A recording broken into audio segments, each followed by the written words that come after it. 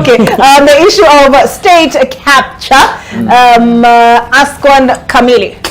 Is it being used as a political big stick, or is there, in your view, actually a commitment by this administration to right the wrongs that they have repeatedly told us the previous administration committed in the end days of Uhuru Kenyatta's administration?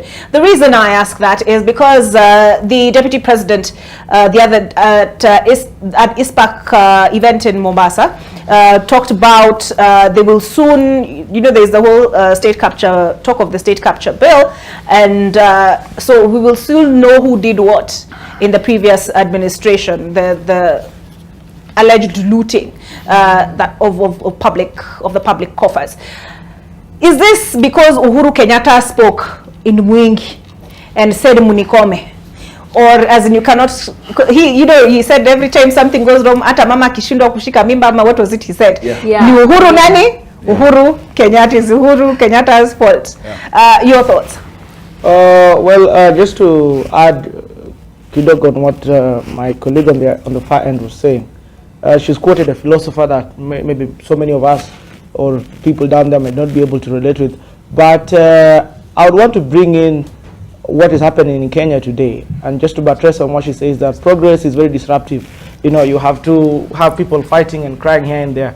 Let me just give this simple example of Kisumu County. For the past 7 years that Nyong'o has been governor there are very tough decisions that Nyong'o has made that were not very easy. And actually, I think he made them because he was the only person who was sure of getting an ODM ticket and a sure win for a re-election. And at the time he was making these decisions, there was hue and cry in the entire Kisumu. You're bringing down our vibandas, you're moving people from this street, or you're finishing businesses in Kisumu. Everybody was complaining. But right now, you go to Kisumu, everybody's clapping and cheering and happy. That is what progress means, literally. When you have to bring progress, even in a small company or a business setup, the process must be very disruptive and will have casualties here and there. So for me, whenever a leader in whatever setup, in the corporate world or even in the political world, doesn't seem to be disruptive in their ideas and how they're doing things, then everybody's just comfortable and things are just running as usual, I'm not very convinced they're doing the right thing. So for now, I actually agree with the direction the president has taken. However difficult it is, for me it points to some progress. In due time, things will start coming to fruition. Now, on state capture, we cannot run away from the fact that Uhuru Kenyatta managed this country in a fashion that was not agreeable with majority of Kenyans. And that is why he lost the election in the last election, or his candidate lost the election. The reason is most Kenyans were feeling that Uhuru Kenyatta had taken the cost of living. The cost of living that we are complaining about now was partly or was majorly, the issue in the campaign's last election. And Kenyans voted culturally on ethnic basis, but more importantly, in the last election was the first time when the conversation on the cost of living was very big. So Uhuru Kenyatta ran this country in a fashion that a good number of Kenyans didn't really agree with.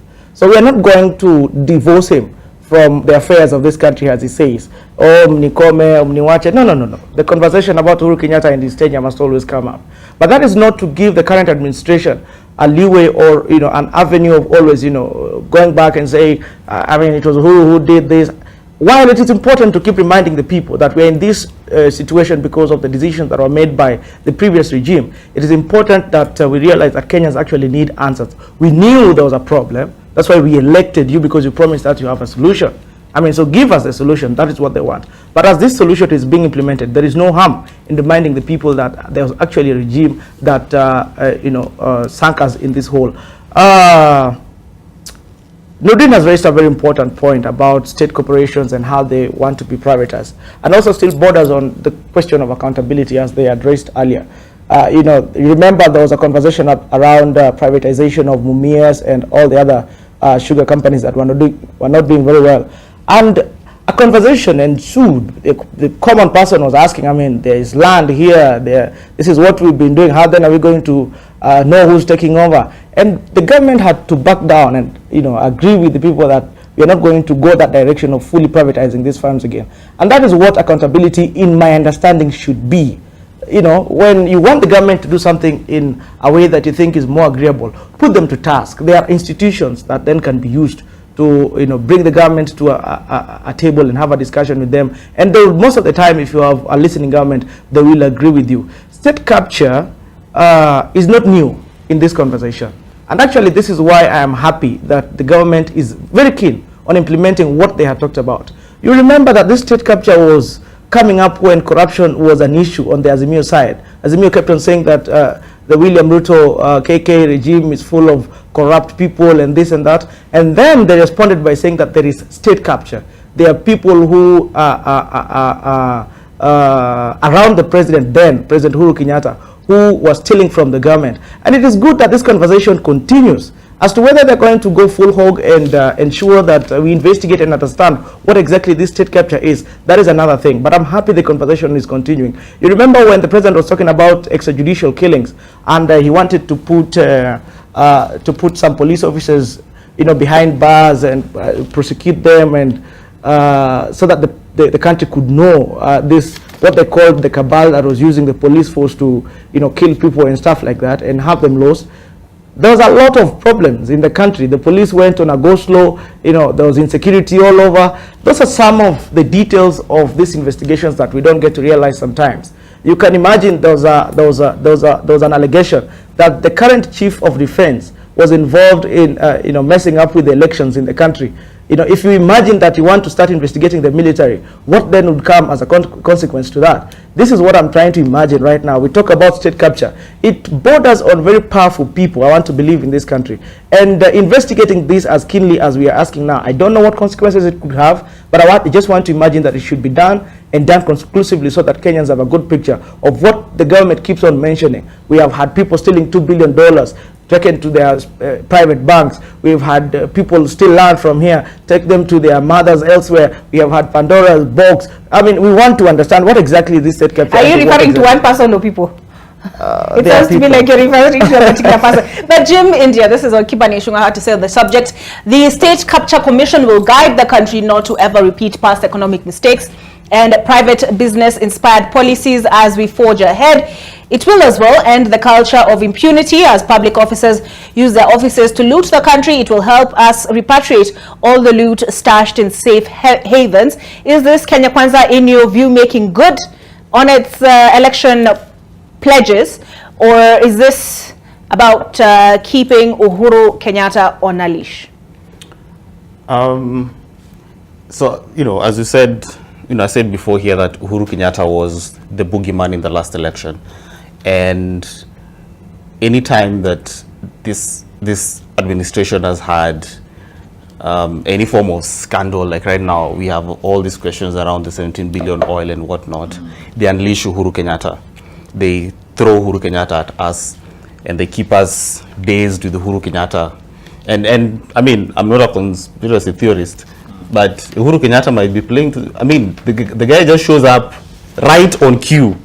When there's something wrong, when there's something wrong with this administration, he shows up.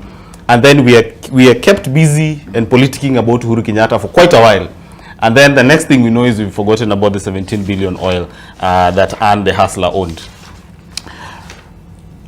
In June of 2022, there was what we call the Zondo Commission in South Africa. And the Zondo Commission had one work, which was to investigate the extent of state capture, particularly as it links to the Gupta family. And so in June 2022, they delivered a report to President Ramaphosa. Mm-hmm. It was after 4 years of investigation and millions of documents that they had to go through. The update as of now is that there isn't much that has happened to that report ever since then. So Kenya Kwanza needs to be aware that if we actually want to investigate state capture in this country, we will need at least 4 years. If South Africa is anything to go by, we will need at least 4 years to do the investigation and have a report.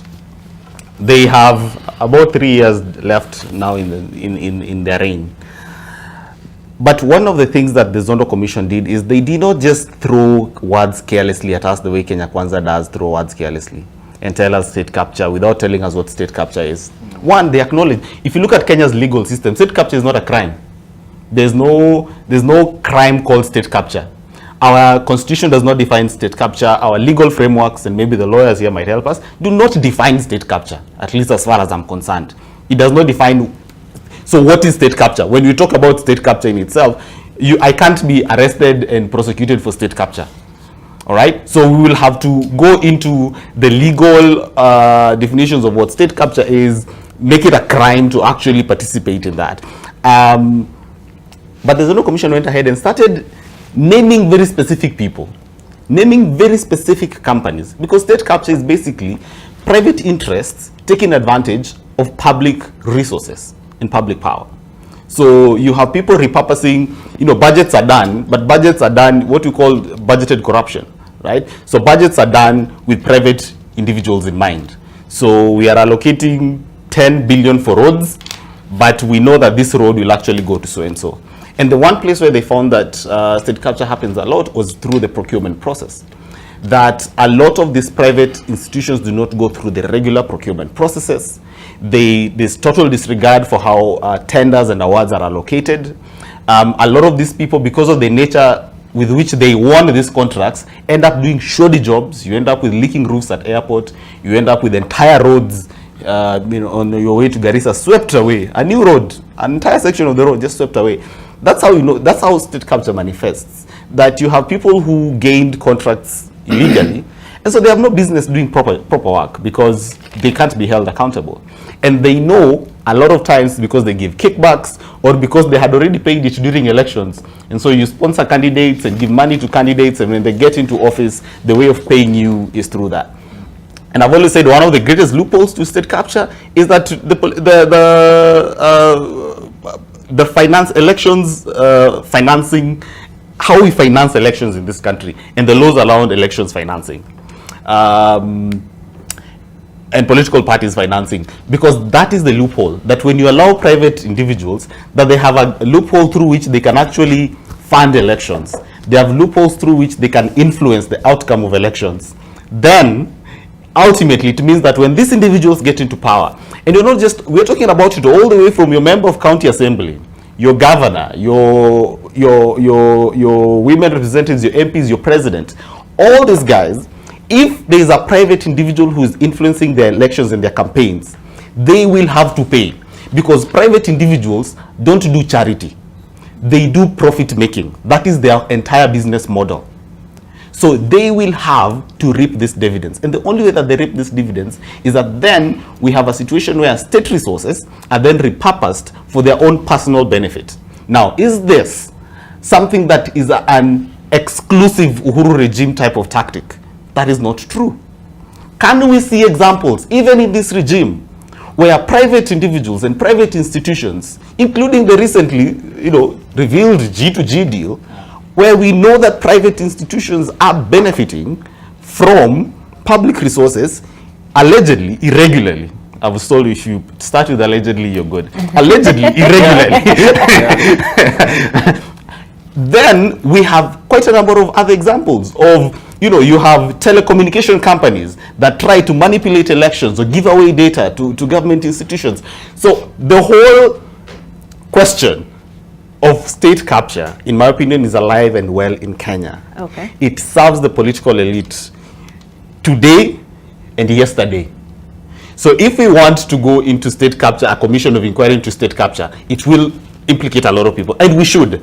Okay. But I do not think that saying state capture only existed in Uhuru Kenyatta is genuine. Sure. That is not a fair characterization Okay. of what actually transpires in this country. We need to be fair and say state capture exists in Kenya.